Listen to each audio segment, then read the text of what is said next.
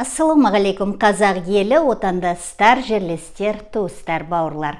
Мен Маржан қыздарыңыз, әдеттегідей Америкадан алдарыңызға шығып тұрмын.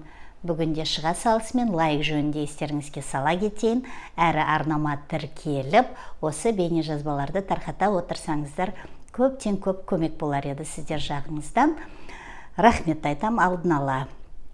Ал тақырыпқа келетін болсақ, кеше күні айтып өткенбіз, мынау Азамат Әбілдаев жөнінде, Путинді екі қолдап отырғаны, мынау Путиннің Украинаға ашқан соғысына риза болып отырғанын, бұл соғыстың аты соғыс дейді. Адамдар өліп жатыр ғой, үйлер сөйтіп жатыр ғой десе де, сонда бұл жаңағы бұлай патриоттықты бұлай алып тастаған кезде, жаңағы басқаша да бір көзқарастығын алып тастағанның өзінде бұда ең құрайлы мынау адамдық қасиеттің жоқтығы. Бұны енді қазір бәр жер шулатып жатыр. Мынау Ақ Жол партиясының төрағасының орынбасары еді ғой. Соны мына дереу мына Ақ Жол партиясы бұны жаңағы қарастырып, бұны жаңағы қатарынан шығарып, депутаттық мандатынан да айырмақшы деген әңгімелер жүріп жатыр.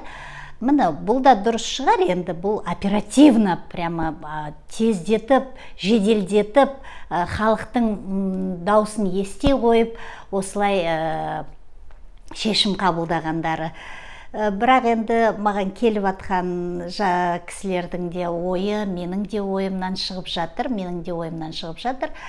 Бұл енді жаңағы Азамат Әбілдаевты Ақ Жол партиясы бұлай құрбандыққа шалып жіберген жоқ па деп, алдағы келе жатқан мынау сайлау, тағы да депутаттарды сайлаймыз, одан қалды тағы да жоспарлары бар шығар. Енді мынау Ақ Жол партиясы қайткен күнде де халықтың сенімінен шығу керек, өйткені оған сеніп отырған халық жоқ. Сол үшін де мына осындай құрбандыққа осы Азамат Әбілдаев шалынып кетті деген қауесет бар. Енді оны өздеріңіз білесіздер, сіздер қалай ойлайсыздар, осы видеоның астында комментарий қалдырсаңыздар. Шыны керек, мен де соған сеніп тұрмын. Енді бұл Азамат, естеріңізде болса, мынау қаңтар оқиғасынан кейін кәдімгідей өзінің шыншыл бір көзқарасын айтып бастаған кезде ол жерде кішкене түсініксіз, байқасаңыздар, одан кейін алды да оның жаңағы микрофонын өшіріп тастады. Енді соның әңгімесін, сол кездегі бастаған ойын былай сараптап келсеңіз, жан жаққа жүгіртуге болады. Біреулер жаңағы оны басқаша түсініп жатты, жаңағы үкіметке, билікке кәдімгідей сын айтып жатты деген сияқты. Сол үшін жаңағы микрофонын өшіріп тастады. Одан қалды жаңағы биліктегі сатқындар туралы айтып бастады, сол үшін өшіріп тастады деп. Енді оның өзі ғана бізге айта алады, жаңағы Азамат Әбілдаевтың. Егер жаңағы мынау журналистерге